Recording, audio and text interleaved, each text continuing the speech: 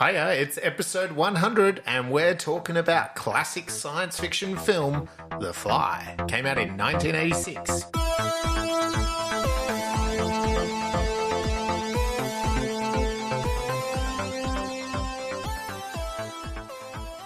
Hi, and welcome to Spacebrains, the show where we joy watch sci-fi movies and then talk about what was good and what was great.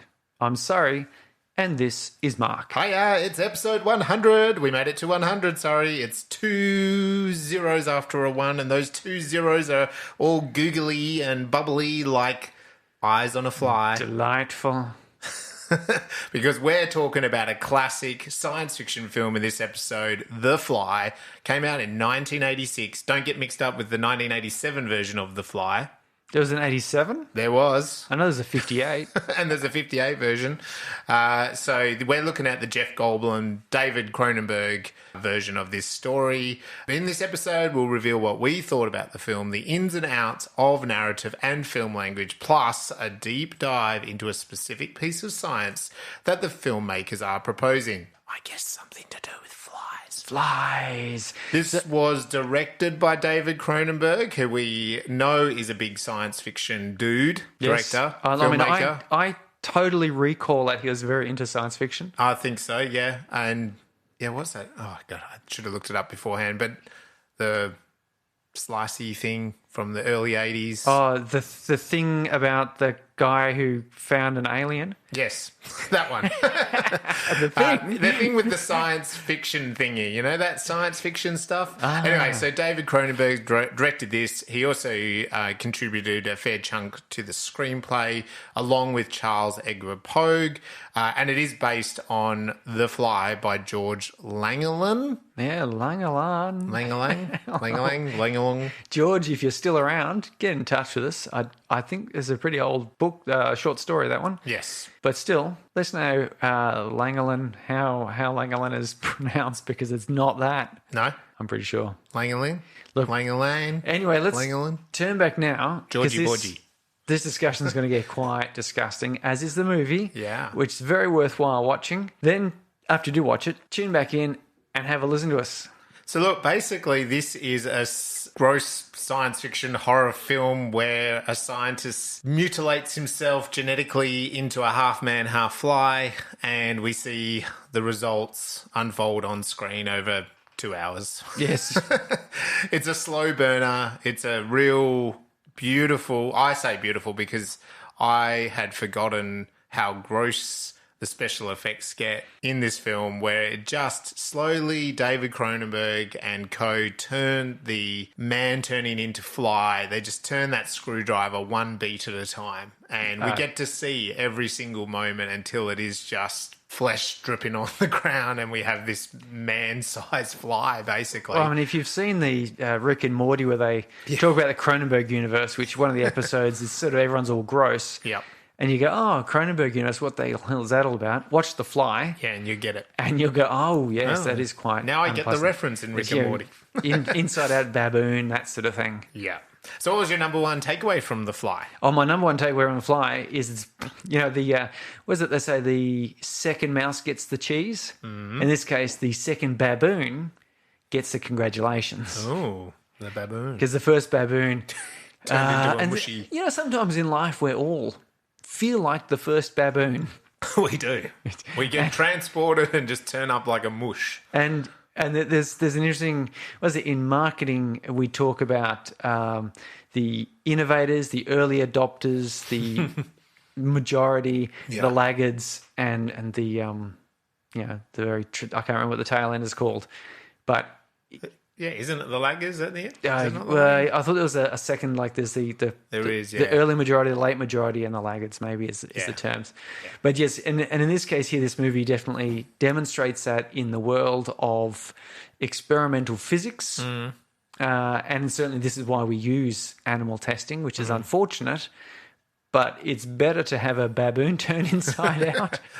I mean, when I say it's better, it's, you know, there's arguments you can make regarding this, but arguably I would say it's better that a baboon be turned inside out than, for example, your best friend.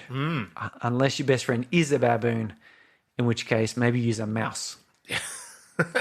I would say that when I saw that in this film, it shows you that it's 1986, because I reckon if they did that now, you wouldn't get to see the dead baboon. It's too controversial. Was The Fly rated R? Yeah. Yeah. I mean, maybe. I just think I think animal activists and stuff, the way they do it now, like Hollywood wouldn't support it. Yeah. An indie film could, but it'd be difficult. But I mean, even in this film, it's not like, the second baboon actually is the first baboon. Yeah. They obviously didn't really turn a baboon inside out. No, nor harm it in any way. It's just the way it's like, you shouldn't treat animals like that, even in movies. And you're showing. I mean, maybe now it'd just be totally CGI, and I don't know, maybe they would mess it up in a different way. Conceptually, old Brundle knew the tragedy that would befall a baboon, but he just slaughtered a baboon callously. Yeah, I did have a solid question there back on the justification of the expense of a baboon. Like that wouldn't have been cheap. I was like, what? How much funding does this guy have behind him? Because I've seen other science fiction films and they don't even want to send a rat through something. Yeah, like I know. Like, you think he just like is a baboon. mouse. He just it's dead. Okay, here's another baboon. It's like, where do you get these baboons from? I'd like to ask much are you? Cronenberg about that. Like, did he have a particular reason? Like, did they just have easy access to a trained baboon? Yeah. And because sometimes these films come about. Like, I remember reading a Clive Barker good old Clive interview where he was looking at, I can't remember the name of the film. It was about demons and orgies as his film. Just a typical Clive film. Yeah, a Clive Barker film.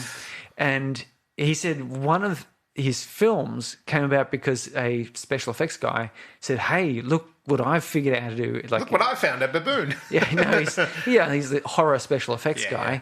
He found a way to simulate what would look like a person being turned inside out through their anus. Yeah, right. And it's as horrifying as you can imagine. Of course. And Clive Barker saw this and went, "Oh, that's going in a movie. Yeah. Oh, I know just the sort of movie. That's going to happen, because during an orgy. Yep. And it's got to be demons involved, because why else would you be turned inside out through your anus?" Yeah. I mean, I've eaten at some places where perhaps that's what it felt like the next day, but this in reality. So I'm just wondering, it does feel like that after orgies. Did they go? Let me see. We could use a cat or a dog and someone says, "Oh, my cousin Joe has got a baboon. It's really friendly. Oh, yeah, let's just do a baboon." That's even more horrifying. It is. I think it's a good symbol because we always associate the monkeys and the primates not far from humans, right? Yeah. And it was raising the stakes because it's not just a rat. Like, he's already at the stage of sending a baboon through. Yeah. And and it doesn't turn out well. So it does raise the stakes that when he jumps in the machine, is he going to make it or not? Yeah, we already know that it's kind of a sketchy situation. Yeah, it's pretty good. In fact, there's a few things about this film that I'll get into a bit later about that. But there's a few sketchy things here. But the question is, though, is this a movie of hope? Is it warning or an experiment? I reckon it's warning. Oh, it's a warning for sure. It's a clear one because it's just the scientists pushing the extremes of science to the science fiction realm, and he's basically punished for it, isn't he? Well, because also he does it out of drunken jealousy. Yeah, so he doesn't do it out of clear head, sobriety, science. It's the same as in Spider-Man with the Green Goblin. Yeah. What's that? I can never remember the name of the Oscorp or whatever it is. Yeah. He wanted to push ahead with his experiment, not because he thought that he was bettering humanity, but because there's financial ruin involved. He didn't want the people to take his money off him. Yeah. And so he did the dangerous experiment and he got punished. Yep. And indeed, here he goes, gets jealous rage and he's drunk and he goes ahead with, he promises that he'd, go through it with her there and they'd experience it together, whatever. But he's drunk and he's jealous and so he goes for it. Yeah. Cardinal sins. Big cardinal sins. So a bit of a horror trope. It also was a little bit more like, Invasion of the Body Snatchers or I'm just trying to think what else we've looked at, where it's just a very simple Oh, what's another one that we've looked at where it is just pushing the science and then there's a deliberate... Event Horizon. Event Horizon, yeah, that actually, perfect. So it's like, just push the realm to the realm that we maybe shouldn't go to, and then therefore you get punished for it. Like, it's the forbidden knowledge. It's, forbidden fruit. It's the Adam story, isn't it? Really? And the story of Prometheus. Yeah. The steel and the fire, and and Alien actually is that, isn't it? Right, like Alien as well, because the corporations doing it for greed, not for science. They want to get a military advantage. We think. So urban pacification, they said. So, but it's whenever someone is doing it, and in this case, poor old Jeff Goldblum is jealous, and he goes ahead with the experiment. And isn't he ripped in this? Yeah, he is. He's a good-looking fella. If you're a bit of a Jeff Goldblum fan, get this movie, and in the first half, he's looking fine. The second half, not so much. Yeah, I think that's probably why he wanted to make sure he was super ripped in that first bit, because he needs some... I thought about it when I started watching. I'm like, he comes out of these things naked, doesn't he? Like, he's full nud. He needs to be in the ripped shape of his life, so... Yeah, isn't that funny? I wonder at what point you're going to get a Hollywood film where the guy who's jumping naked or teleporting naked through time like the Terminator, but he's got, a bit of a dad bod. Yeah. Nothing over the top in either direction, but... you're probably just not going to get it in a Hollywood action sci-fi, I don't reckon. Yeah, I think that's a bit unfair. Yeah. My understanding is that most people with the big chunky ripped physique are actually not at their peak. All the interviews you hear from Hugh Jackman and his Wolverine, and he's like, he had the big shirt off scene where he's all vein popping and all the rest of it. He sweated himself dry and he starved himself, and then he did a whole bunch of exercise beforehand, and he was just about fainting by the time he gets off that. And then he goes, they literally have someone propping them up. Yeah, really, thank God that shot's off. Done. Then you can eat now. And I was also hearing about Jason Momoa. You watched that Slumberland? Yes, I have seen that with the kids. He's dad bodding in that one, and that's apparently closer to his normal everyday sort of physique. But then he goes superhero mode, and he has to spend a couple of months doing the whole bodybuilder routine, and then he gets jacked up for the one or two scenes where he's like topless totally and doing his things, and you're going, wow, what a hunk of spunk, and you go like, that was like shot over 2 days, and then at no other time did he appreciate it. And he says, it doesn't feel good. He doesn't enjoy it. It's not like you feel like you're in the top peak shape of your life. No, I heard another Dax Shepard talk about this many moons ago, that he just talking about a romantic com where he knew, obviously from reading the script, he's going to be naked in a moment in the film with Drew Barrymore. Like there's a nud scene with him, and so he's like, I literally didn't eat for 2 weeks. Yeah, just so I was as skinny as I could be. Like, you're not talking about the Hugh Jackman being ripped thing. It's just, I want to be skinny. Yeah. And so he didn't eat for 2 weeks. As soon as that scene was shot of him being in the nude with Drew Barrymore, he just started carving back up for the rest of the shoot, because he couldn't concentrate, couldn't think straight, as we all know. So no good for you. Don't do it.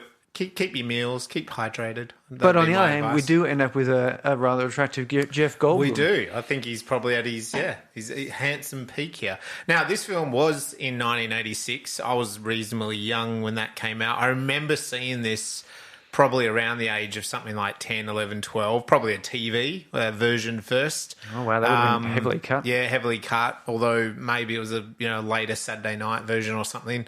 And then seeing a sort of VHS copy. But then I haven't seen it since. And I went into this Surrey thinking, I wonder how it's going to date. How is it going to last? What did you see this back in the 80s or 90s? I didn't see it when it was first released, 86. I saw Back to the Future when it was released, and I was just a little wee youngster. I was in Canada, in fact, at the time. And so I came back, yada, yada, yada. I think this was, much like some of these other 80s films, a high school sleepover, 5 movies, $5 VHS special things. Yeah. I don't know how they let a bunch of... Used to slip it in the pile of 5 of them and put it in the middle, and sometimes just... Because we went through a phase of watching these sort of horror films. Yeah, we watched like, Chud and The Howling and and those other sort of Freddy Krueger, probably. Yeah, a bit of Nightmare on Elm Street type stuff, Hellraiser, and so on. And I remember, I think I've definitely seen it once. Might have seen it a second time. Not sure. I can't specifically recall, but certainly once, and it was definitely. I think definitely at a high school sleepover type. And so deal. the years have gone by, maybe 15, 20 years since that viewing. Do you think it stood the test of time? 15, 20 years since that. You're generous. Yeah. Okay. You realise 20 years is still in the 21st century. Yeah. Okay, 30 years, if you want me to say. It's surprisingly good. The music for the mid-'80s tended to be a little bit jarring, but this was quite orchestral and swelling and heavy, which is unusual for the time. Yeah. And I'm watching it the other night, and I was wondering at what point you could spot 80s isms, like the heavy smoking, which that would have been her house would have just fashion, leaked. That would have been the hair. Well, that's the thing. But I think overall, even when it got to the practical effects, much of that was actually far more shocking than I've seen digital stuff. Like actual lumps and chunks of things falling off. He pulls his fingernails out, and white goop squirts out. The goopy stuff was great. And it's just it was actually almost a little bit stomach turning. Yeah. And I've seen some pretty gross sort of films, but it was actually kind of a bit awful. And the escalation of it too is what got me. Yeah. As you said, the first half of the film, there's a couple, there's some foreshadowing in there of various bits and pieces, and there's a few close-ups of things which kind of intensify, give you a bit of a hint of what's coming, but then from that, from the midpoint, he starts degrading, and then certainly when you get into that last third, it goes from 0 to 100 in 2.6 seconds. It does. And then all of a sudden you get in that last bit and he's vomiting acid on the guy's hand, and it doesn't just vomit on his hand, he goes, and it pulls away and there's just smoke, you don't see anything. The camera lingers on this dissolving stump. I know, it's brilliant. And I loved it. Him vomiting all over his ankle and watching him delight as it melts, It's just, very effective in that sense. Which, like, again, like you said, foreshadowing, there's also, what's nice about that moment in the film is earlier, there was a moment with Geena Davis that he goes, and this is when he's sort of transforming into the fly already. Like, he's already well and truly past a healthy point. And he kind of demonstrates it to her. He goes, a fly vomits, so he's telling us as an audience. Yeah. But he actually then goes, that's rather disgusting. Like, and that's what we mean by the slow escalation of the plot here, which is done so well, I reckon, that because even in that moment he's like, and he's like, that's gross. So it's like he's fighting a bit like a bipolar scenario of two individuals in the one body, whereas that scene by the end, he is a fly, like you're right, he vomits on the guy's arm and he's like, like, I've got you, like a fly would think. And I really loved that escalation of it. I think it was so done so well. And I think a lot of more recent films in the body horror genre have tended to go into it too quickly. Like this one here, you don't get into the real horror in this sense until well into the second half. Yeah. The first half is all that build up. And as I said, there's a few little hints here and there, like a few ideas dropped for you. Yep. But and then that last sequence of, his flesh falling off him and revealing his fly body self, it's just and then the film sort of ends at that point, and you're just left going, that was wow. You're shocked, you're shaken. A lot of films could be said they are good because they leave you with some sort of a feeling at the end of it. At the end of it, you're feeling, happy or sad or whatever. In this place, shocked. Yep. You're just like, that is, the whole thing is horrific. Yeah, definitely. And so what about your own sci-fi? Are you thinking that you'll bring some of this horrificness into your own sci-fi at the moment? Well, I mean, I sort of tried to do a bit of that. I was reading, it wasn't a sci-fi book, but it's a fantasy book I wrote, and that has a flesh amalgam giant that looks like a human terrine. if you can imagine. So pressed bodies into the shape of a larger person. Lovely. That was definitely inspired by the Clive Barker, Cronenberg style of... Well, and that's a little bit like the Akira world as well, isn't it? Like Akira-ish, this idea of that you can actually have something that looks like a humanoid, a person, but itself is made up like Transformers or Voltron.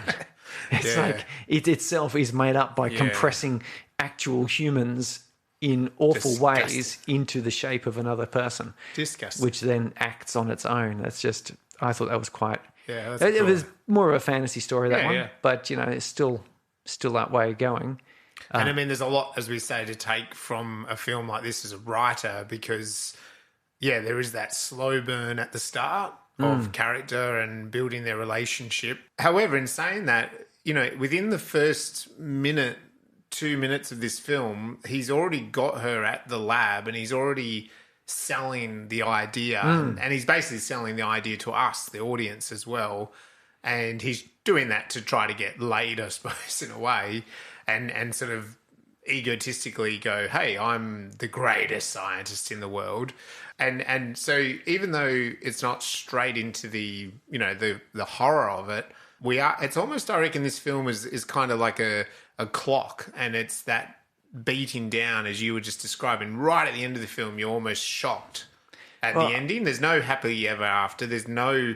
that's what happened to these characters, like what happens next, which quite often film has, but it's like we've taken on a beat by beat of a scientist becoming a fly. Yes. Like that's literally, you can imagine them, we talk about the beats and we'll come to that in a moment, but it's almost like you could say this film has 12 or 20 beats of how does someone go from being a human to a fly, and that's where it's going to start and that's where it's going to end. There's no other bits to it, and that's what we would see in so many other traditional stories. There's a really good take here, I reckon, as a writer. You can see how David Cronenberg and George, who wrote the original one, who I don't know how to say his last name, and who was the other scriptwriter? Pogue. Yeah, Pogue, yeah. So, like, you can really see that how it's masterfully put together, those beats, I reckon. And I was looking through, when I was watching this film, because it's always interesting when you're watching a film a second time with an eye to construction. Because I was having a look and I noticed that there's a lot of foreshadowing in here, which is what keeps you going through the quieter parts. Yeah. You're realizing that things are happening and your imagination's starting to work. And it's very well done in that when you're first watching the first time, you probably don't necessarily notice much of it.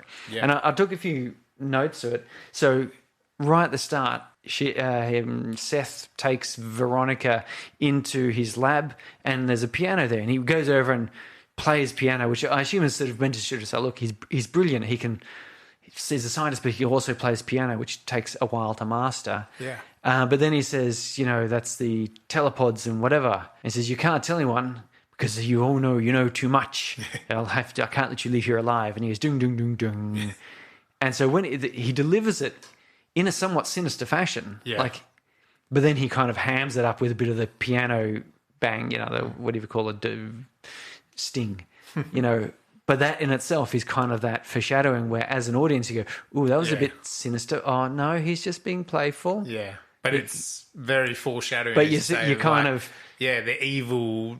Dr. Lair, aren't we? Like, are we in an evil lair kind of idea? Evil lair, and then of course they're post-coital mucking about, and Veronica grabs him and sort of says, "Oh, you're so delicious, I could just eat you up," which again is like, at the time it just seems a cute, playful thing. But again, later on in the film, that's what he wants to do, is eat people up. Well, I don't know if he wants to eat people up, but he certainly, you get the impression that would come next. And when he does his little insect politics speech, where he basically says, the insects don't have politics, they don't have politicians because, they don't negotiate, they don't... Yeah, they just kill. They don't try to work, they just live very black and white. Yeah. There's a few other... There's another one was the fly buzzing around the baboon. Yeah. That was kind of foreshadowing that, like that was very close, that one. But then also just like the computer chip, he rolls over and gets stuck in the back with a computer chip, and it could have just been like a bit of a distance shot and go, oh yeah, pulls that. Huh.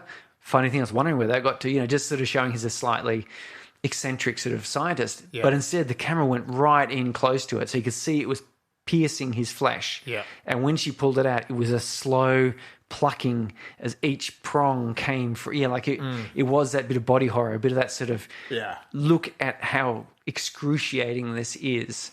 Yeah, and actually the other thing was even how this film opens. It opens with those credits, and it's very multi-dimensional, little bubble kind of little flicks. I thought it looked a bit like something on a cell plate, under a microscope or something like a... Well, yeah, and I mean, it could have had that feel, but it also could be like looking through the eyeball of a fly. There's things aren't in focus the way a human focuses, it's lots of commotion. Or is it like a swarm of flies or a swarm of insects, And even that opening shot straight away it's a very tight group of humans at a party, so it's like the humans are like a swarm in a way, you know what I mean? Like they're very on top of each other.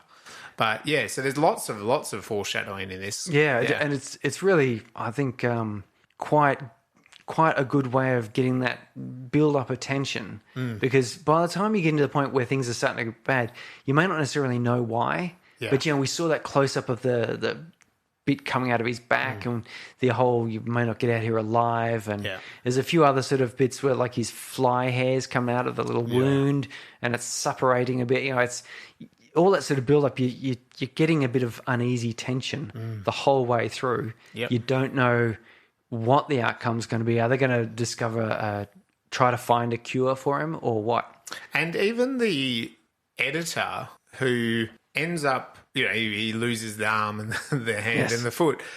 He is a really gross, despicable man. Oh, yeah. You talk a bit again about that first kind of half of this film.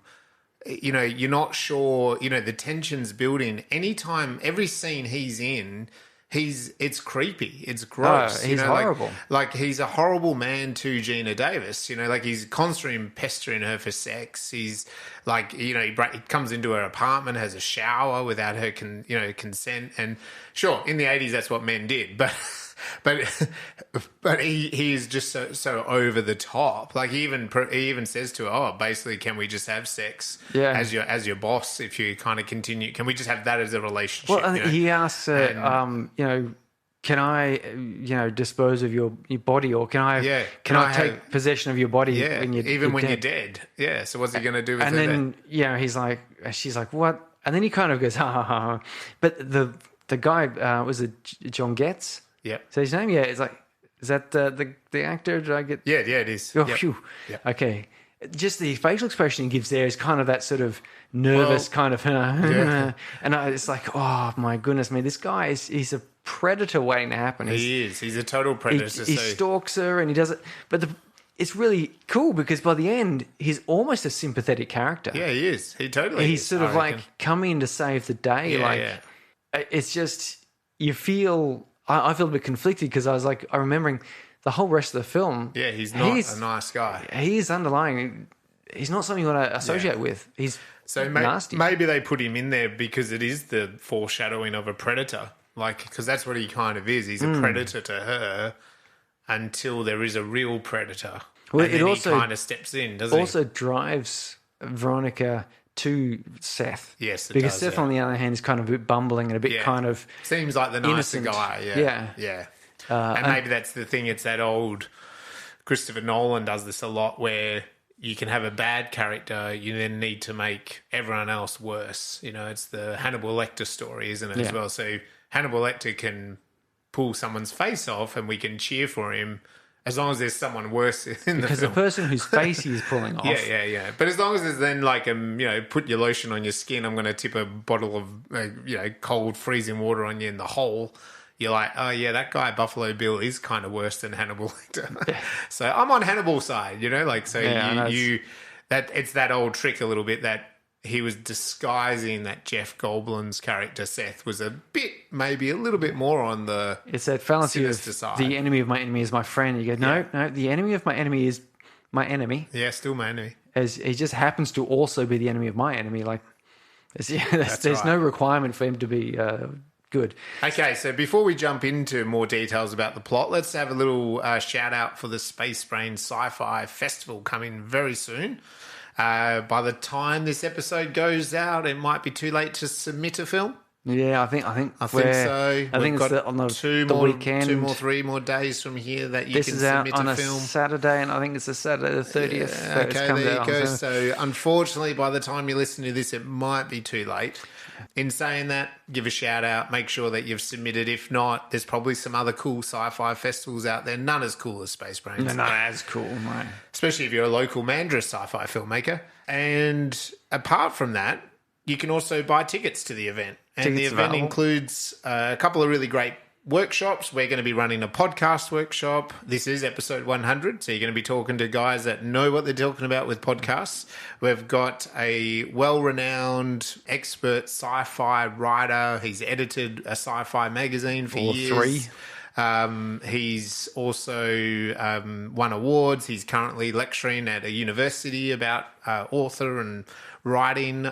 Stephen Dedman, yes. Yeah. So he's doing a 2-hour workshop. So come to that if you're a budding writer or you want to learn more about writing. That's going to be a real great hands-on workshop. And then a little bit later, we've got internationally renowned. He's got feature films on Netflix, Sci-Fi, the Occupation series, and he's got a new feature film about to come out starring Barry Pepper and Sam Neill. I noticed the other day he posted saying he's finishing the ADR, so it's getting close to getting it out there. Done. He was just at the Supernova Comic Con over in Gold Coast, promoting that film. So here's a guy that writes, directs feature films, big actors, fundraisers, he knows bigger budgets. He knows, all sorts of things about selling and marketing, and he deals with Netflix. Netflix have lined him up, I know, to also do a sci-fi TV show coming soon. So this guy is called Luke Spark. He knows his way around a film. So, yeah, again, if you're a budding filmmaker, get in the room with Luke Spark. And so we're going to have him presenting probably about a 30-minute presentation before going into the film festival component. Yes, the screenings of some amazing films you will never have seen before. That's right, premiering. Hurrah. In the cinema, on the big screen. So come on down, grab a ticket to it, and come say hi as well. Yeah, you can get us at filmfestival.spacebrains.com.au or jump onto Humanitix and search for Spacebrains Film Festival. I'm sure you'll find it. Yeah. Anything along those lines. We look forward to seeing you there. Be there. Okay. All right, so let's get stuck into some of the details of the film. We said David Cronenberg and Pogue wrote the screenplay based on that short story, The Fly, by George Langelan, maybe. Could be Langelan. Sometimes you pronounce these things, sorry, and I'm like, yeah, you should be pronouncing these things all the time. And David also directed this. As I said, he's a famous sci-fi feature filmmaker, made a whole bunch of other films. Go check him out. This film got nominated. Did it win the Oscar? Best makeup. Yeah, yep. Bloody hell. And it's his only Oscar for any of Cronenberg films. Which is probably a bit of a missed opportunity, Oscars. But yeah, go check out Cronenberg's collection. If at least you're vomiting at the end of some of his films, he's probably done a really good job. Oh, yes. Jeff Goldblum. And look, if I was going to cast a guy to be a fly, Jeff Goldblum is the perfect casting.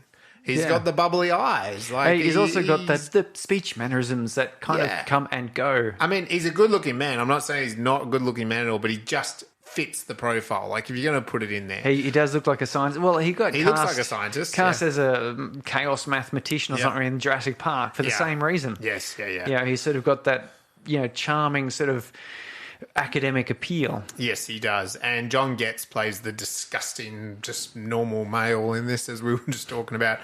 This film had a reasonably healthy budget for the time, not a huge blockbuster one. I could see online it's between about 9, 10 to 15 mil, but it smashed at the box office at the time. Absolutely. Got a lot of critical success. Audiences loved it. Teenage boys were renting it from VHS shops for the next 15, 20 years. So I'm sure the box office kind of kept creeping up and still does today. And it is available to get online through Disney, and you can buy it and stuff through Prime, etc. So I'm sure it is actually still making Cronenberg and co. a bit of money on the side, actually. So yeah, it did very well, and was nominated for an Oscar as well, and won for best makeup. I mean, it got a couple other awards. Yeah, BAFTAs. Yeah, nominated for BAFTA Best Picture, and then there was like shockingly, I can't remember what it is now. It's got a couple of awards under it there. Yes. Probably won some monster horror film festival things or whatever. Yeah. But yeah, great film, and had a lot of success at the time. Spawned a sequel as well. There was The too. Yeah, that was actually the makeup artist wrote that, directed that. Yeah. So that came out a few years later. I remember watching that at the time, or some probably again like you sleepovers or something. Yeah. So we do like to break the films down into a 3-act structure. This all comes from good script writing teachers. You can find these out there. People like McPhee and Snyder and Field and Campbell, etc. all talk about this. Plus there's probably a whole bunch of others that do too. And we just like to focus when we do this. And it's like we're saying, this is a film where you can really see the beats. And to me, a lot of script writing teachers talk about the analogy of tightening the screwdriver on scenes, on drama. And I really felt like this was a film where it was like the screwdriver was just getting tighter and tighter. And what I mean by that is, Jeff Goldblum, Seth's character, his world starts when he meets Geena, and he's about to probably, he's so close to this technology, isn't he? Yeah. He's so close to it, and probably should have kept his penis in his pants and just finished the damn experiment, and he would have been all right, but he didn't. I think as he said, though, he'd been working on it for so long by himself that he just needed to tell someone. Kind of needed it, and maybe if he'd just stuck the path as well, even with her, But anyway, it's a really great example of, that we wouldn't have had a drama film. We wouldn't have had any drama if it just was all, meet you at a party, I had a good time, fell in love, science experiment works. Yeah, works. World famous scientists, the end. Yes. No, totally different film. Sickness, yeah. But yeah, it's just that perfect example that I felt like every beat here was tightening the story, tightening the noose on Seth's future, really. And Spider-Man gets... hopefully this isn't spoiling it for anyone, but gets bitten by a radioactive spider and becomes Spider-Man pretty quickly, really, in the plot point, doesn't he? Yeah. He that's that montage sequence, that's fun and games. It's kind of almost the inciting incident. It almost really is, right? Yeah. So he almost does that, and he's got to learn, with great power comes great responsibility, blah, blah, blah. This is not that story. This is, okay, you've been bitten by the spider, now you're turning into a spider. Yes. And here you're turning into a fly. And so it's just like, okay, what is that going to mean for someone? Chunks of flesh on the ground. You're no longer a human. Yeah, and very dramatically, obviously not a human. Yeah, so it's not a super fly. It's not fly-like powers. You're becoming the fly. So... yeah, that tightens and tightens and tightens. So in the first act, we have the opening image. We have you're saying the catalyst. We have the debate. We have the breaking into two. What happens in Act 2? In Act 2, we go straight into a bit of, let's explore what it means to have chosen, this to come into Act 2. So the inciting incident has promised something. It said, we're going to have this experiment that teleports people. And so, let's explore what that is. So we have some fun and games, which is where we start looking at the outcomes of these things. And this will usually build us sort of in the midpoint, which might be an apparent victory. Yeah. A false victory is quite common. And it's particularly if you're talking about these sporting team movies, they are just the epitome of this scene where they'll win some major thing and go, hurrah, aren't we amazing? But that's always a turning point where it's like, yeah, hurrah, aren't we amazing? But the coach has fallen back to his alcoholism because he celebrated too hard. Yeah. And then now you know, it's all just going to be downhill from here. Yeah. And that's what happens is you reach this midpoint, which is sort of, if you stop the story there, often it would be, what a nice little romp. Of course, we haven't resolved anything. No. He's not changed. The protagonist is he in this case. And so we move into the second half of Act 2, which is kind of, you might well sort of say, if the first half's the fun and games, this is what's the opposite of fun? This is the sadness, the sadness and not games. Yeah. Work. Sadness and work. Sadness and work. Yes, yeah. because it comes down the other side where invariably, and I think we've said this every episode, he ends up sitting on the side of the road in the rain with a broken down car. Yeah. Yes. Or half a body that's a fly, yeah. as the case may be. But things get worse and worse, or harder and harder, yeah. complicated, more complicated. Not necessarily worse, but they could just become more complicated. Yeah. Things start revealing failures or flaws or a weakness in knowledge or learning from the first half. And we get to the end of Act 2, usually with the loss.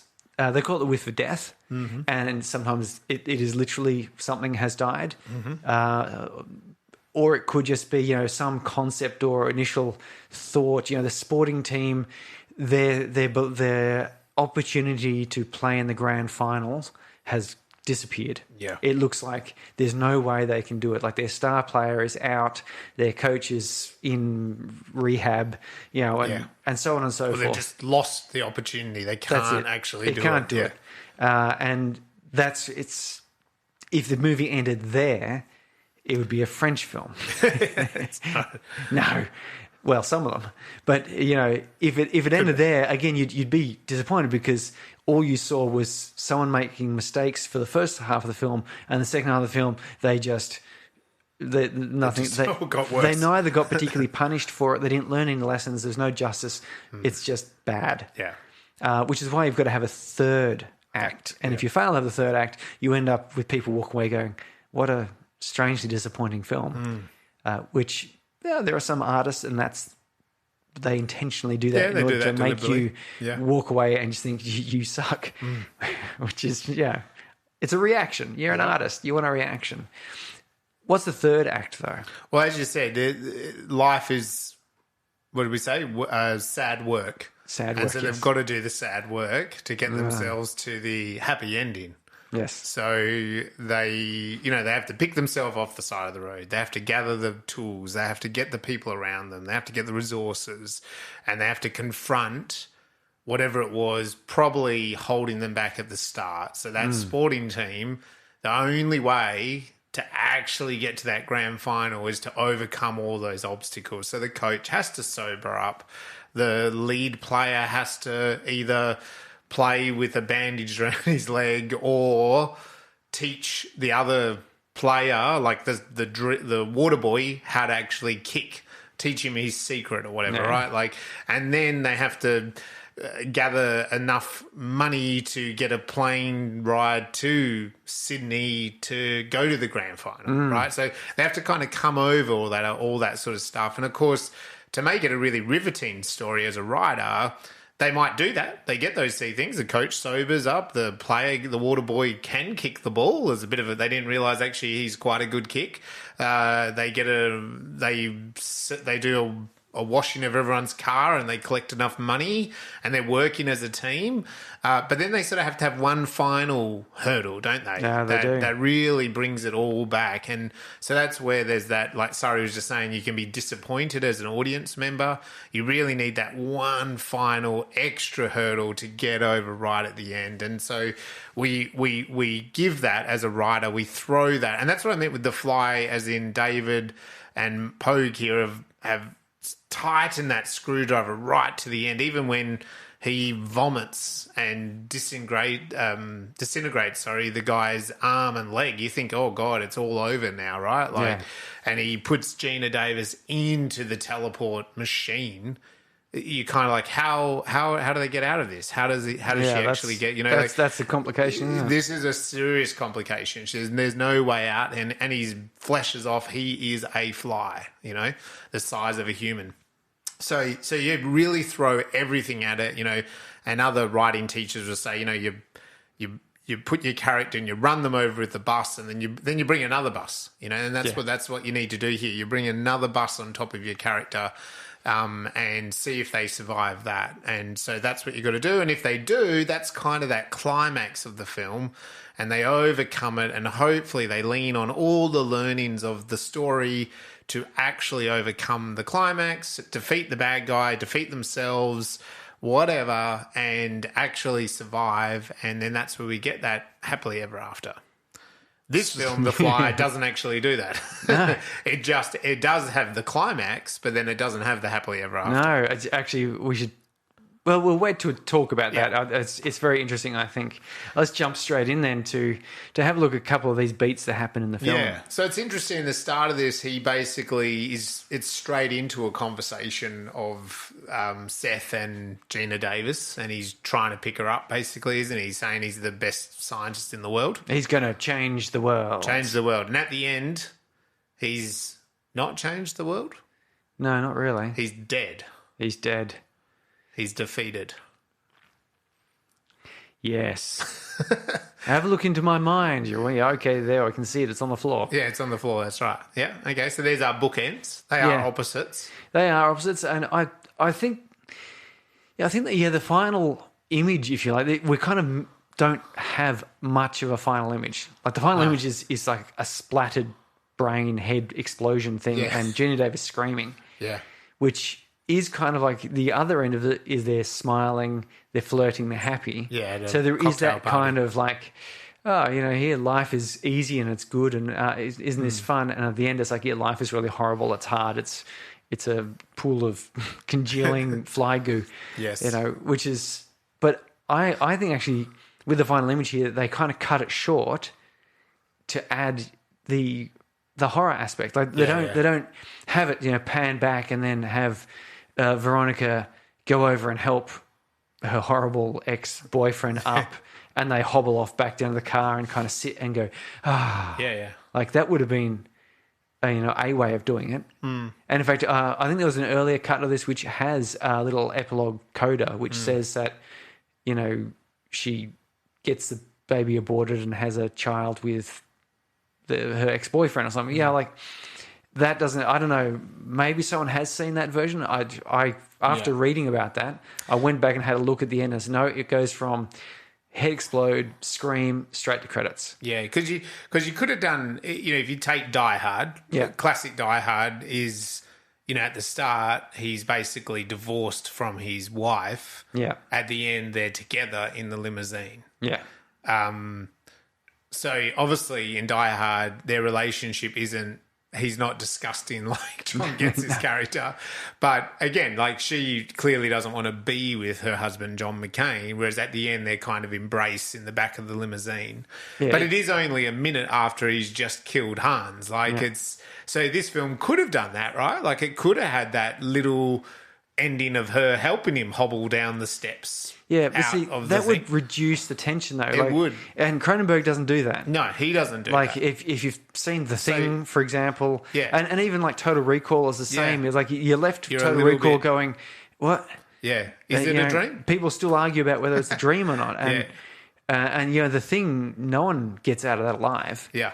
And in fact, and this one here, it just ends with her screaming. Yeah. And they goop all over the place. Mm-hmm. If you had then broken that tension by having that, because even you said John McClane and his wife have a cuddle in the limousine. Yeah. It doesn't actually show, like they could just cuddle and say, thank you, John. This divorce continues on and so forth, but at least I think we can be amicable. I think we realise that we do have value. And they go off on their happy ways. But you don't need that. No. What it's showing, though, is that there is a release of tension. You've had Die Hard go all the way through that. And then at the very end, it's kind of like, okay, it's warm. Yeah. And if you'd had that with this film here, even if she just helped him and hobbled down into the car to take him to the hospital, you've got that, and that's nice. Cronenberg doesn't like the it's nice. That's right. And so this film, it stops, you're left on this note of horror. Yeah. And I will say that he's also decided the film starts with Seth kind of going after her, right? Like he's kind of a little bit aggressive at the party, It's very there's no cocksure, like, isn't it? you could have had a grand entrance of her coming into this party. You could have had her talking to other scientists. Yeah. You could have had her sort of, but that whole opening scene is Seth trying to, convince her he's the number one scientist in the world that she needs to get to know. Yeah. Yeah. And so that's the opening scene. We talked a bit about the closing scene. What about the interesting thing I thought here with the catalyst is this is one of those films that doesn't have that really obvious frame 1 to frame 2. That's where the catalyst is. I agree. This one was kind of my notes are sort of saying they go a cheeseburger, and they go have lunch at the diner. Because he's explained about the telepods, and she's said that she's going to do the article, and I think this is kind of the inciting incident. Is like the article is starting to build to get there's something going on here, and then at the cheeseburger lunch, he says, "No, come work with me," and I think that's it, because the debate then is, will she go ahead with the article or will she go and work with him to do his thing? That I think that's sort of the debate, which means the inciting incident must be before that about, will his experiment be exposed to the world? That sort of hinging moment there, because that changes his world. He was just happily, had that incident not happened, where she says, "Oh, I'm going to write the article," he would have just happily plodded on his way. Like if she'd just gone and not been a reporter, and he would have just plodded along, done the right things, and he would have got it maybe another year or two even. He would have worked out, and it just would have, with no story. But suddenly his world got changed. It suddenly became, important or vital that he do something, he take action. Yeah, well, I think, as you said before, he realizes his motivation is, I need to get out of the lab. I need to talk to someone else, maybe sexual interaction, but he realizes he's been too alone for too long. Yeah. In doing that action, unfortunately, what he does is he exposes his experiment, and then once he realizes, oh crap, she actually might write about this, I don't want that. So then he's got to come up with another action, doesn't he? He's got to come up with a new decision. Yeah. So yeah, I mean, and it is interesting, is it? Because is this story, is she the protagonist or is he the protagonist? I had the same question up here for discussion. And so if you're out there listening, maybe you need to let us know, because it is hard to know, I reckon. It's almost like I sort of thought of it as there are two films here, like there's two stories. You could take it from the point of view of, Seth Brundle going along, and he's an anti-hero in this case here, because he has to overcome himself in order to claim victory. Yeah. Right? He commits suicide in the end, essentially, by saying, shoot me in the head. Yeah. But at the same time, you could take it from Veronica's point of view. And the movie is split fairly 50-50. Yeah, it is. It could be from Veronica's point of view, she's come along and she's met this scientist guy who explains this thing, and then she's going to go work with him, and then he becomes more and more erratic. And certainly you could easily have a film that only showed her point of view, and it would be, it would be a slightly different theme to it, but it'd be still a very good film. So I thought it was actually kind of like two stories, because they started both of them in the very first scene. Together. She's not a B story, and nor is he. No. The ex-boyfriend is the B story. And so who's the protagonist? It's sort of like Seth is the villain but also protagonist, and Veronica is sort of the protagonist but also kind of a B story. Yeah. It's quite interesting from that point of view. And it does go to show that even though we talk about these three acts and all these beats, and this movie hits those beats. Yeah. It's not a formula. Yeah. Yeah. This is, you can do formulaic films, but you can also hit all of these beats and still have people question which way is it going. Because you could argue that the catalyst for him is her going to write the story. Yeah. And then he's like, oh crap, no, I don't want that. Yeah. So his world has now changed. And then he comes up with the idea, well, why don't you write the book, right? Like that's trying to be him solving the problem. Yeah. For her, learning about the teleportation isn't a game shifter. She could just write an article and move on to the next scientist. Yeah. make her money, you know, move on. But then when he offers her to write the book, because he said the cheeseburger scene, and then she decides, yeah, okay, I am going to write the book, that's her catalyst. So it's almost like there could be two different catalysts here. And because she has that debate where it's resolved when her ex, who's an editor, you know, basically continues to reveal himself to be a creep. Yeah. You know, and then she just gets driven basically towards Seth. Like, I'm not, you're just a piece of crap. You're too crappy for me and too crappy for in fact, I might just do this to spite you. Yeah. Just to show that you don't have the power you think you have. Yeah. So it's pretty interesting, that whole catalyst scene, the debate. And, you know, it doesn't have to be solved. I've seen, what did I see? I've mentioned before, and we should probably do this one day, so I won't talk too much about it. It's the movie, The Map of Tiny Significant Things or something or other. Okay, yeah. That one is the opposite. It has like a catalyst point almost exactly at 12 minutes. There's literally 1, 2 or 3 second camera shot. Bang, that's the catalyst. And you instantly recognize it is. And it's purposely set to being like the nature of this film is such that, bang, there it is. Yeah. And you're almost waiting for it. And when I watched it and saw it, I just went, oh, that's refreshing. There's no question. Like that. That is the moment. And it happened within 1 or 2 seconds. Like you just go, doot, doot, there we go, catalyst. Yeah. Wonderful. So I think then the breaking into two is basically him being drunk and teleporting. And unfortunately, when he does that, there's a fly in his teleportation. Yeah, we get... So by doing that, and you know what's interesting, I liked how they decided to show us this, is, you know, we see it all, don't we? Whereas he doesn't. You know, so we see the fly with the baboon, bit of, you know, oh no, it's there. We see him all get ready, hop into the machine. We see then the fly on the inside of the glass. You know, the teleportation happens. He hops out all buff and nude. Oh, okay, no, do I feel any different? The baboon hugs him. Oh, do you feel any different? Are you supposed to feel different? But we also see that the computer had read that there was another body in there. Subject 1, subject 2. Subject 2, you know. So we the audience, I loved how Cronenberg kind of revealed that to us, the audience. Like it's that real example of the audience knows more than the character. Well, this is, you know? Alfred Hitchcock's example of what the difference between tension, the bomb under the desk. Yeah. The audience can see it and can see the clock counting down, but the two people talking at the desk don't know it's there. Yeah. And that's the tension. Yes. Which is the audience is there going, just freaking move it, get going. What are you doing? Yeah, and the same here. Don't hop in the machine. There's a fly in there, you know. Yeah. So, or yes, we want to see what happens. Yeah.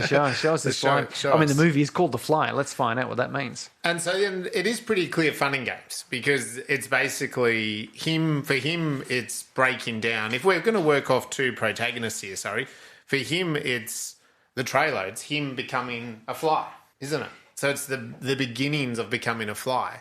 Yes. He gets the sticky fingers.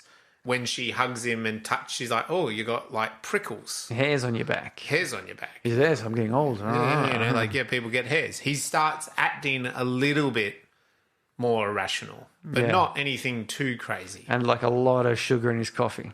Keeps having sugar. Gets a bit aggro really rapidly. Does gymnastics. He's like super strong. So he kind of, I was thinking now that I say it, when I saw that gymnastics scenes, I mean, that was kind of the Spider-Man scene, wasn't it?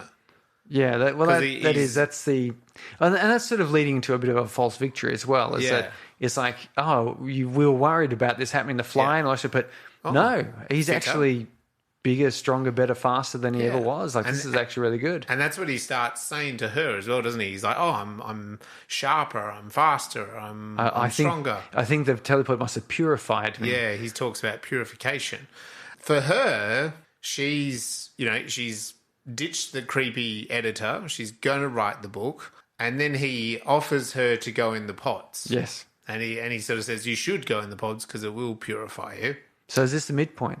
Well, I think it's getting close to the pure, because to her the fun and games was more, I'm going to write this book, I'm going to go on this journey, I'm going to see where this goes. Oh, where is this relationship going? So to me, it was like the fun and games was her kind, and dissing. She had more power over the creepy boss. Yeah, because she did, Yeah, and then he says, well, I don't think it's quite the midpoint here, but then he wants her to purify. She says no, and then so he's basically tells her to get lost. Yeah, and he goes out. I'll go find someone else. I'll go find someone else. So yeah, well, that's not going to work out well. You can tell, and I think this must be sort of midpointish because that's where the relationship's breaking down. Yeah, he's becoming affected. Like his skin at that point is starting to get mottled. Like he's not looking as clear faced as he was. Yeah, and he gets he starts getting sticky fingers. Yeah, because he does that arm wrestle. Yeah. And when he's going, there's like that white, I assume some sort of glue or something gluey stuff sticks out, and then he snaps his arm. Yeah. And again, that's very Cronenberg. Like it doesn't just go snap and it disappears off frame. It's like snap and the camera lingers on it, and you just sort of go, oh, that looks so awful. Yeah, yeah. And he gets the girl. He gets the tart at the. Yeah, he says, come on, you're coming home with me. She's like, oh, well, yeah, okay. Yeah. Because I make great decisions. That's right. Well, I think she does say, oh, well, I'm not going home yet. You've got to take me to a few bars. Yeah. And they do when they roll in, and they're rolling in the taxi to his science lab. It's the morning. It's the early hours of the morning. Yeah, he and this is, I couldn't quite remember this when I watched it again, but he demonstrates to her, she's all... right, well, we're going to get it on, whatever. So she's sort of sitting there half naked. But he teleports again. Yeah, he does. He teleports again. That would be quite mind-blowing to see. Yeah. I would say, although she's probably way too tired and drunk at the time to care. And then he wants her to go in the teleportation. Yeah, and she goes, nope. No. Yeah. I think I'd say no as well. That just seems like some sketchy warehouse, and it just seems... very risky. Even if you commercialize this, it would take a while before anyone trusted being disintegrated and reintegrated. Just sort of, it seems the consequences of failure are too great. I mean, you sort of say that with like air travel, but at least with air travel, there have been plenty of airplanes that have had to make emergency landings or even crashes. People have walked away from them. You're not walking away from a teleport accident. Well, I mean, I think even if you don't see what happens to him, as in a fly goes in with him and now he's a fly man, just that idea, it's like you're not being in a plane, you're being transported in the sky from one location to another. You're not vaporizing into molecules, and then are you being rebuilt at the other end, or are you actually transported? Do you know what I mean? Like, because that's what also got me in this film. It almost alluded to, is the machine like 3D printing you in a way? Yeah, well, that's sort of what he said. Like the steak was a synthesized idea of what the computer thought it should be. Watching that this time and having that explanation, I was like, oh yeah, it's kind of like are you a clone? Are you something different? Are you a 3D print of yourself? That telepod would be so much better just for inanimate objects. Yeah. I mean, parcel delivery, that sort of stuff. Like, yeah, you could just set your home, bang. Yeah, so good. Or if you watch The Simpsons Treehouse of Horror, where they do this and Homer's doing it, like pushes it in front of the toilet. So he's sitting on the couch and he goes to the toilet and reaches through, grabs a beer. He just abuses it. Yeah. Yeah, so we get that's where we start getting the bad guys closing in, because Veronica rocks up and tells them that she got the hairs tested and they're more like an insect. Yes. And then Seth gets a bit, he goes, no, you're just trying to destroy everything. You hate that I'm doing well and you're jealous, blah, blah. And she's like, that's not even true, but okay. And this is where it's the midpoint. We're heading downwards, the bad guys and stuff, because he's starting to then, he's whiter and his skin is peely. Yeah, and he's starting to break a little bit. Yeah, and he's going a little bit crazy, and it makes him think. He stops and thinks and reanalyzes his computer program and says, what's going on? That's where he discovers that there was a fly. Yeah. He's just doing a bit of work there. He's having to wear gloves because his fingernails are ripped out. Off, and again, it's not like one fell out and you look at it. He then very deliberately pulls the other fingernail off and then like squeezes his finger. I like the squeezing. It's so disgusting. It is. And he starts degrading, and that's where he realizes it is the fly. And he goes through a period there of mourning where he's like, he's slowly dying. He comes out with the 2 walking sticks because he can't walk right, and is at the time I think people are saying this was kind of an allusion to the AIDS epidemic that was happening at the time. Yeah. But Cronenberg says sort of not really. It's more like just in general about age and disease and cancer and degeneration that inevitably happens. And he says that, doesn't he? Actually, he's to her. He goes, "Oh, it's like I've got a cancer. Like I'm probably just gonna. It's probably just gonna kill me."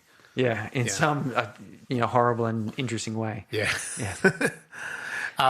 For her, it's the creepy boyfriend. I think he comes. Is this where he wants her body? He's getting possessive and he wants her dead body for his little whatever. And finally, she says, "Yeah, no, that's not going to happen." Yeah, and says, "Fine, get me a tape of this because you're spinning some story." So she goes and films him, and this is where we don't. Thankfully, we don't see this bit where he vomits on the donuts. No. I think you just hear the slurping, which I think is actually more disgusting. And that's what I loved, as I was saying earlier, that I loved that moment in this film was great because he kind of, as you said, the scene before he had the walking frame, whereas now he's saying he feels better and he's more enlivened. But what's happened is he's kind of gone more into more fly he's than come human. Out the other side. And that vomiting scene to me is so pivotal because he's like, oh, you have some food, and he vomits. And then he goes, oh, no, that's kind of disgusting. So it's this real, it's like the two minds were fighting each other at the same time. And, so does she film him a bit, or is it too... Yeah, films him explaining stuff because we then cut away to see... He wants to be filmed. Ex, watching the film, that's right, and you hear the vomiting on the packet of donuts. Because he says, "And I have to eat like a fly too." And you hear the vomiting and the slurping, and John Getz' character's like Stathis, I think his name is. He's like pulling back in his chair, and he's looking uncomfortable. He's going, "Oh my god!" As you can well imagine, it would be tremendously unpleasant to watch. And I think not seeing that, which is odd because we saw the guy's arm break, and we saw the initial vomit on the donut and stuff, and then we don't see this. We just see someone's reaction, like it's a reaction video of this guy watching something really horrible happening on the screen. And for her, this is to me, and this is the all is lost. Is she has a great horrific scene where she's pregnant, and it's alluded that... That's the one. All is lost. I said rock bottom. Yeah, all is lost. This is because it's something dying. Yeah. But it's a good, gross scene in that she's rushed to hospital with the boss. Yeah. And this is a bit of a turning point for the boss because he is suddenly more supportive of her. And, God... she wants the baby out, and the doctor's pulling out this baby, and he's like, "Oh, it's too late, push," and it's very visceral, it's very bloody, and it's one, and then he's like, "Oh, it's more," and it's another one, so it's like eggs, and then he pulls out that maggot, like a huge maggot, like it's a huge maggot, and she screams and she wakes. It's a nightmare, but then she realizes she is pregnant. And so, so this is where this like dual protagonist thing is going on, really. And so she wants to get rid of it. And it's also where Seth has talked about, because she goes and tries to tell him. Try to tell him, and he's like crawling on the walls, he's all upbeat now. Yeah, whereas he is. that last time where he's with his walking sticks, he's all like, "I'm gonna die now. This is really sucky. Whereas I'm now terrible." He's like, and now he's walking around going, "Oh, like I'm changing. It's changing me. What do you think?" And he lifts up his shirt and there's like some weird grit. Says, "What do you think that's going to be? I don't know. Could be anything." He's all kind of thing, and he comes down and this is the insect politics, and this is where he says, "Yeah, I'm going to be the first insect politician because." I'm not human anymore. He's basically admitting his death of Seth. There is no Brundle now. It's Brundle fly. Brundle fly, and so she goes, "I can't tell him," which is interesting because he goes down, and Seth's death moment is where he overhears her saying, "I want this out of me." That's when he realizes, "Oh, she's pregnant. It's my baby. Yeah, she came here to tell me that she didn't, and now she's going to have an abortion." Like that's his end of Act 3, the thought that he could continue on, that there could be a human continuation. Yes, yeah. And I mean, here he's great. He's got these big puffy hands starting to appear. And he has his little museum of history. He's got his little, which is body parts, and I think the penis is in there. It's his nose, and his ear pops off, doesn't it? His ear comes off, and he puts it in there, and he's just got these. He's really coming into the formation. This is some awesome spirit. His hair's falling out in chunks, and he's got this sort of rash coming over him. And it's you just got to watch it for that, I reckon. Is this again one of those things where he's like, how many hours in makeup to get this going? To get this going, yeah.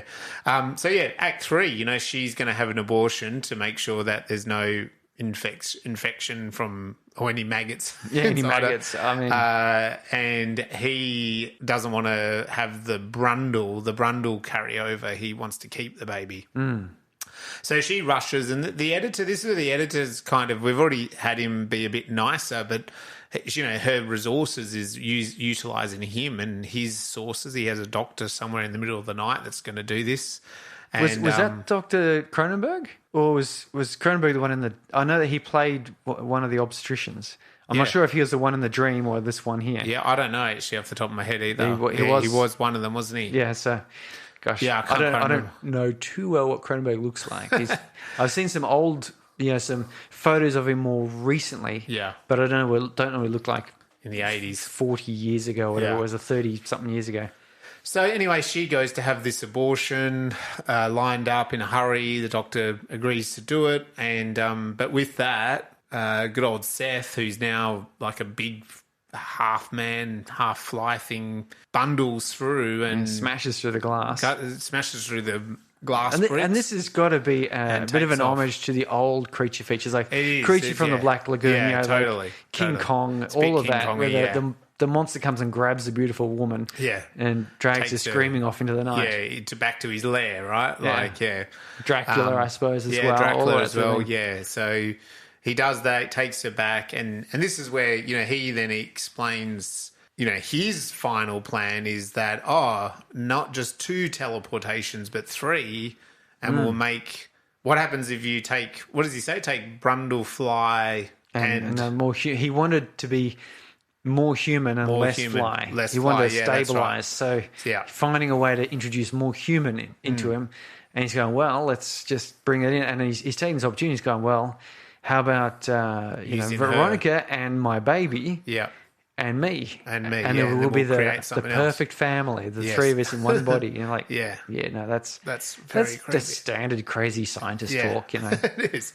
And so he does shove her into a port, into one of the telepods. Oh, well, I mean, I suppose we could sort of say, because we're looking at the reversal here. Yeah. The Stathis turns up with a shotgun. Yeah. And you're thinking, okay, there's going to be this confrontation.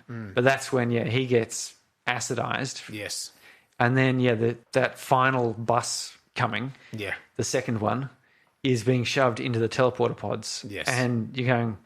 and at this point here, I've seen this film before, but at this point here, watching it through, you're not sure entirely if this is going to go ahead or not. Because it's been creepy enough. It's been pretty disturbing that you could easily get something happening. You could easily get them coming out as some other creature at the end, right? Yeah, but luckily, even though he's just big chunks of flesh have come off him and he's emerged as the fly and he's... pressed the computer button. We've got a good old 1-minute clock countdown. He and Geena is shoved in there. The Stathis wakes up enough to shoot the shotgun at the cables that connect Geena's pod. Veronica's pod. Yeah. Well, I forgot Geena Davis was in this film. And then the Brundlefly opens a pod. He tries to get back out, and you're thinking, oh my god, no, he's getting out. He's going to come screw everyone up. The pod goes off, and he goes partially with the door into the other pod. And nicely, the other pod doesn't have a glass front. No. So it's a total mystery what the hell's going to come out. And so fusion complete, Seth, Brundlefly and telepod.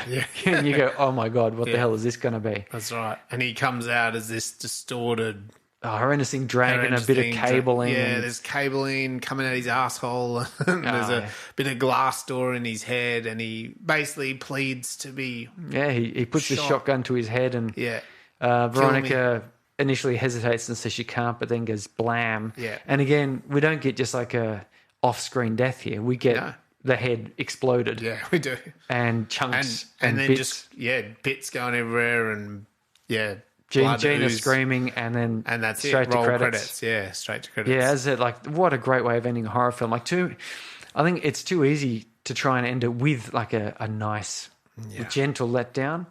And I think maybe one of the reasons it got an R rating is not just because of the obvious body horror, but also the fact that it leaves you feeling unpleasant. Because I know that some films get a higher rating, not because of any specific content, but just because the intensity of what's portrayed and the way that you're left with it. Yeah. You're left walking out of the film just going, I know there was no swearing, no sex, no violence, but that's just not for kids. No. And in this one here, you go, maybe it's a bit animatronic-y, could be MA, I suppose, but then you get like this point-blank head explosion, scene ends, movie ends, you don't get any, happily ever after. You get no sort of, for all you know, Veronica's now in a mental institution with massive PTSD. That's right. And, of course, Stathis, dies of shock because he's had multiple limbs melted off him. And do you know what? You saying that, maybe that is Cronenberg's point here, is that it's not a happy ending. No, these people aren't okay after this. No, I would not be. I'm sure there are people who are not okay after watching the film. They're not just going to have a little smooch on the back of the ambulance, which happens all the time, right? Or the back of the limo, like Die Hard. They're going to, they need psychological counselling for the rest of their lives now.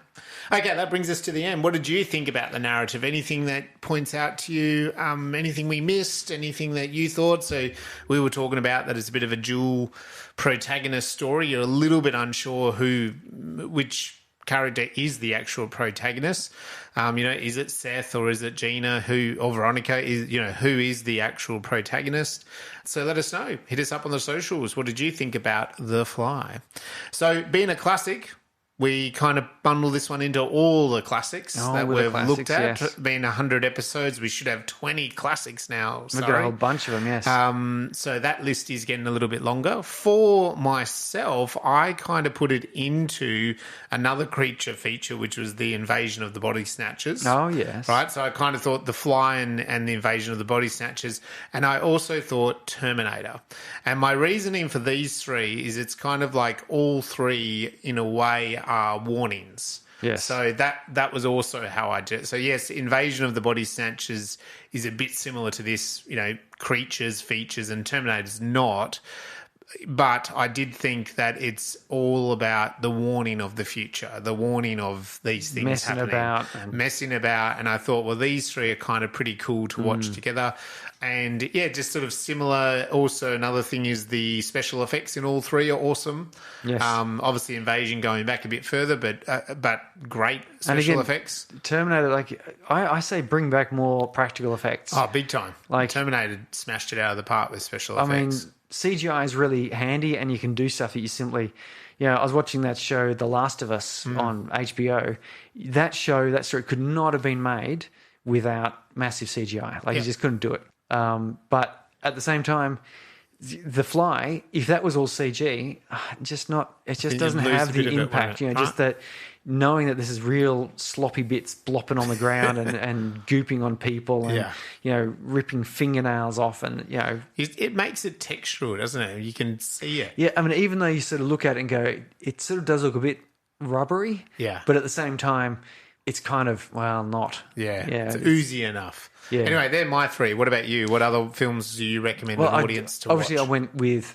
Obviously, I went with Event Horizon. Yeah. Just because, if you like The Fly and you like that unsettling feeling, Event Horizon has also an unsettling feeling to it. Yeah, it does. It's got a really nice science fiction, faster than light travel in space rescues, and there's features of space survival and so forth, which is really good.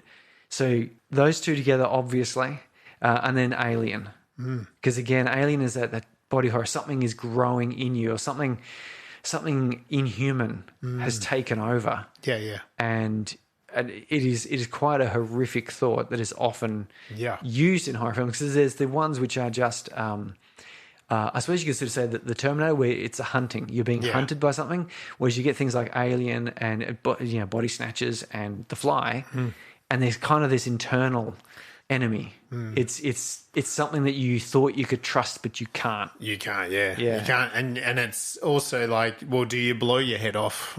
You know what I mean? Is that the only answer here? Yeah, well, I think, and that's always the question. I think for old Brundle, probably. Yeah. So it's an unsettling series of movies we'll be looking at. It is watching that. Yeah, what would you recommend other films to look at with The Fly? All right, science time. Sorry, are we talking about insects and flies? Teleportation.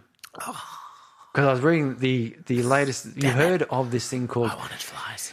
Quantum teleportation. Oh, yes. Yes, a record has been broken. 143 kilometers of quantum teleportation. No way. What does that even mean? I don't know. What are they teleporting? What are they teleporting? Turns out Cheezels. nothing as interesting as you might like to think. But in relationship to the film had these two telepods, right, where and it wasn't instantaneous. Yeah, you didn't go from one and flash in your other. There was kind of a translation process. And quantum teleportation is a bit like that. So quantum teleportation is the transfer of information, quantum information, which you could use to represent numbers or whatever. Your computer just uses numbers to represent everything that you use on it. So you can certainly do that. Yeah. But, physicists don't care about what you're going to use this for. That's not really the point. The point is, how do we get information from one location perfectly replicated in another location? Teleporting, right? The sad thing, of course, for all of us is it's not faster than light, even though the information is available theoretically faster than light. It's not actually faster than light. And that's because the way you do a teleportation in this sense is you get two, let's say atoms or molecules or whatever it is. They've done it with clusters of multiple atoms and things, so little molecules. Yep. And you bring them in together and you establish a single quantum state. You entangle them. That usually just means getting them close together and then cooling them down quite a bit and then letting them sit. And then they basically become indistinguishable. They don't have separate states about them. They're just the one measurement would affect the whole system. And then you take one of the things, so you take A away from B and you separate them by some distance. Now they're still entangled, so that you haven't. The problem is you can't look at them, because if you go and measure them, you change what it is, or they collapse and become whatever it is that they actually are. So they could be representing a 1 or a 0 or both at the same time. You don't know until you observe it. The whole Schrodinger's cat business. And so then what you do is you take a measurement on the first, which presents some information. Like it'll tell you one of those four states, a 1, a 0, or a 1, depending on which way around it goes. And then you send that information, normal means like the internet or however you want, over to the second location, where they take that information and use it to apply the measurement onto this other atom, which means it now takes the exact same state. So what you've teleported the state. So if the electrons are spinning to the left on the first one, you now have transferred that exact same electron arrangement and spinning on the second one. Okay. Which sounds kind of pointless, because you go, well, okay, what's the deal with that? And it sort of is. It's kind of a bit of a theoretical thing, but it does demonstrate, though, that you've not destroyed information, so you can't destroy it. You can't travel information faster than light, because the only way you can get that perfect replication, the teleportation of that state, is by sending the information separately by normal means and then applying it. Right. But if you look at the telepods, he's sort of saying the same thing here. He's saying he takes the first one in telepod 1, he measures it and determines what it is, and then presumably from just matter or energy in the second telepod, he exactly replicates it. Yeah, right. And so that quantum teleportation is important because it's not just you can imagine if you had two swings and you pushed one so it swung back and forwards 5 times per minute, you could go up to the other one and sort of push it until you get it to 5 times per minute. You go, hey, I've done it, but you haven't. They're slightly different. This is making them exactly the same. So their quantum state is exactly the same, which for teleportation, like this, would mean then that the Brundle that came out the other, or the Brundle fly, that came out the other side, would be atomically and to the quantum level exactly the same. So we worried about whether this teleportation disintegrates you, it kills you, and then recreates a clone of you. The answer is yes, but it's a perfect clone.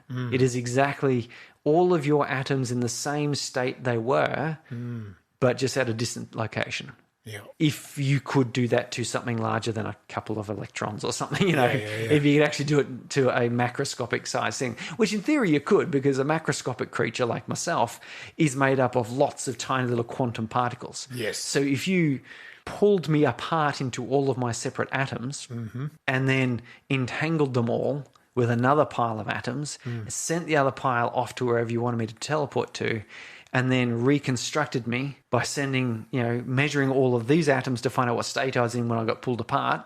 You could then reset all of the atoms on the other side to the same state. Then you just need some sort of weird technology to stick them all back together again. So totally impossible. Well, it's highly improbable to the point that, you may as well just consider it to not be useful. But we have another thing which is kind of like teleportation. You might have heard of quantum tunneling.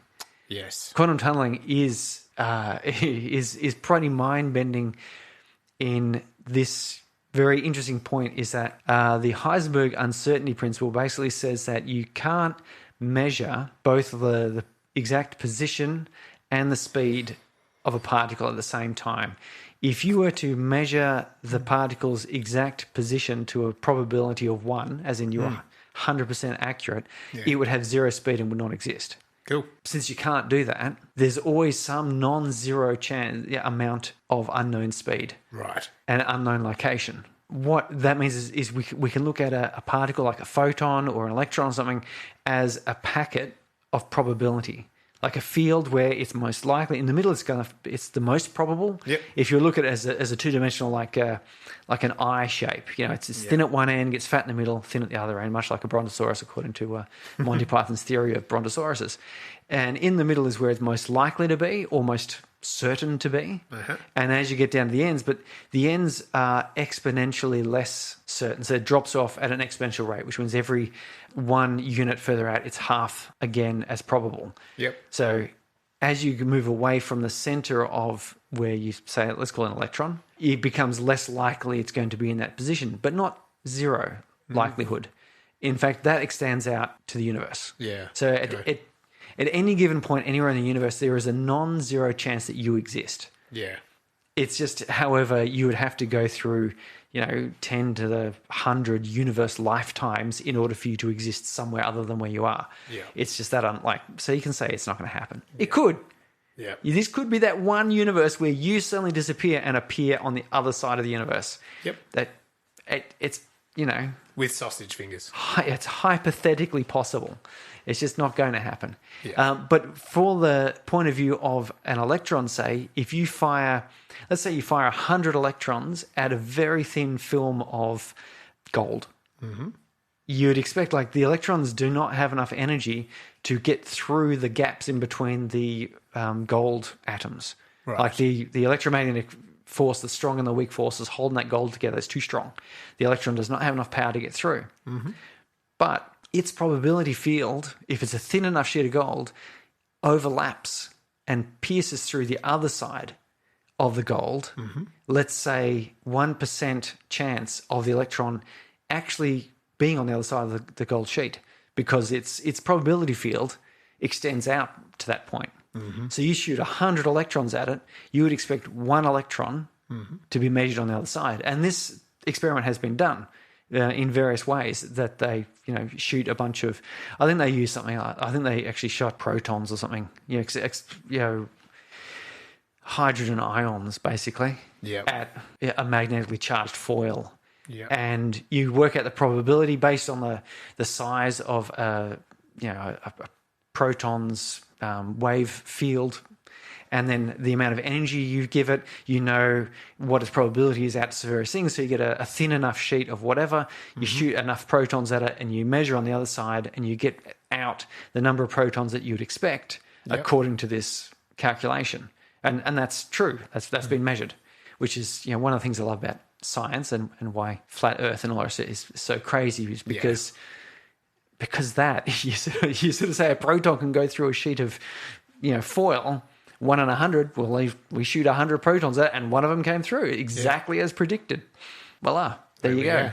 Yes. So anyway, that's quantum tunneling, which is useful to take into account for things like there's a quantum tunneling electron microscope, which can detect, because of course when the probability field hits this barrier, it drops away exponentially, because you'd imagine the barrier will absorb its energy and it'll reflect off it because it's a wave and a particle.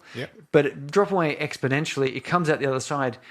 You haven't lost the energy. It has the same energy. It's got a smaller amplitude but a higher frequency. And this can be done as a form of sensing. So then things about the material that you've shot your electrons at based on what the variety of the energy levels or the frequencies of the electrons coming out the other side. Right. So we can actually use it to have a look at extremely small things at their molecular structure. And so you can go online, you can find images where people have taken, images of molecules, like down to that level. And it's used in computer chips and anything you want to get really super small.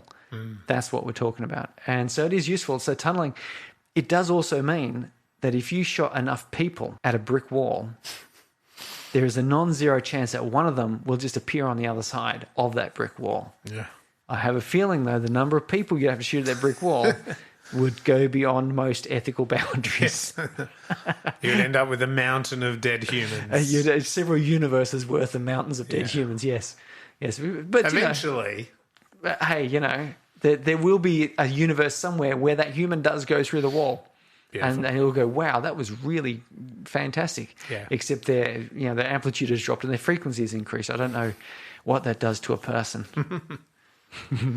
Sausage fingers. Sausage fingers is just the old answer. It's the answer to everything. The quantum, but it does bring to light this whole idea that if you're looking at the relativity and this uncertainty and the inability to measure, speed and all the rest of it.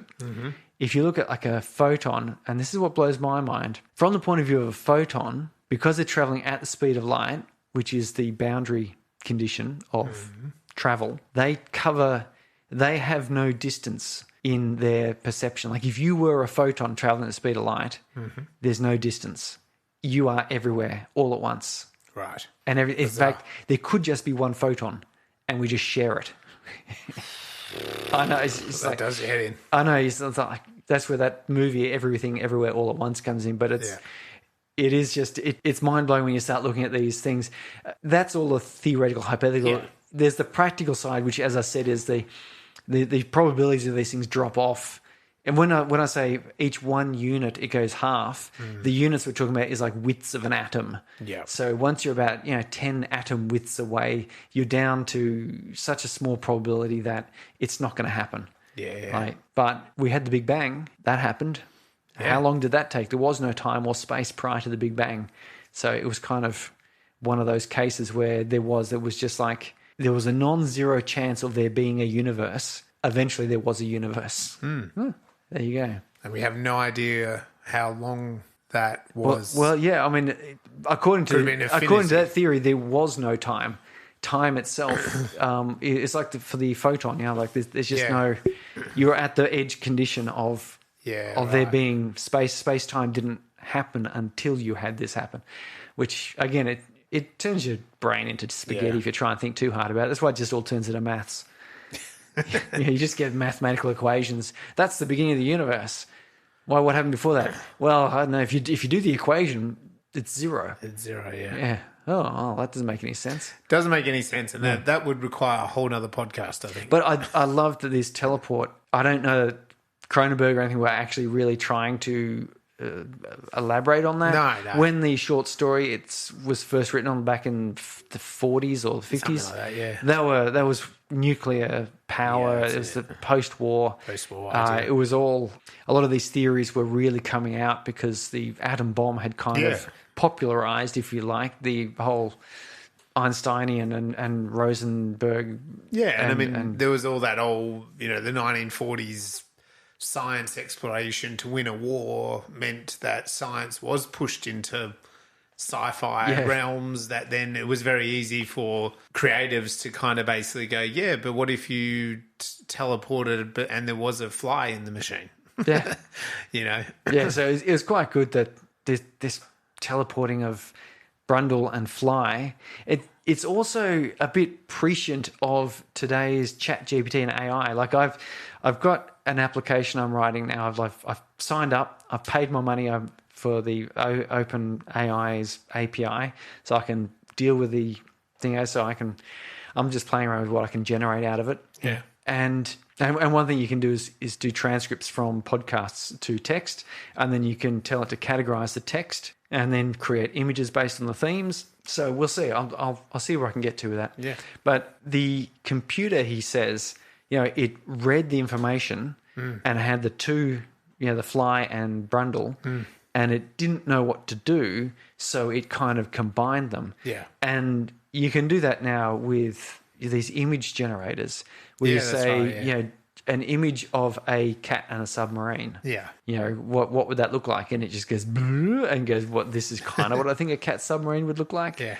And so I don't think, again, in 86, I don't think they were imagining computers really able to do that. Yeah. But it's kind of what they hinted at here. It was sort of looking to our current future, our current day AI. Very interesting. So that brings us to the end of The Fly. Give us a rating. Let us know what you thought about our review, and also hit us up on those socials of what you thought about The Fly. Yeah, let us know, and also check out Film Freeway for the entries. Filmfestival.spacebrains.com.au or just spacebrains.com.au, and then click on the film festival links. Yeah, plenty of links. You can get through there, or jump on our Instagram in particular, or Facebook. They've got lots of links all over the place. They do, and the tickets are for sale through Humanitix. So if I did it the other day as a bit of a test run. Some tickets are selling, so jump on board. Don't miss out. There is a very limited amount of seats for the workshops, and there is a limited in the theatre too, but it is quite a small number for the workshops, so get on in quickly if you want to come to them, and we look forward to seeing you there. Next episode, will be Nope. No. Oh, so there's no next episode. Okay. Nope. This is it. 100 next episodes. Nope. Done. Yeah. Next episode is Nope. The Jordan Peele. Yes. Yeah. Okay, awesome. We look forward to that. I have not seen it. You have? Yes. I am enjoying Nope, I haven't seen it. Follow us online, and we'll see you next time. See ya. Bye.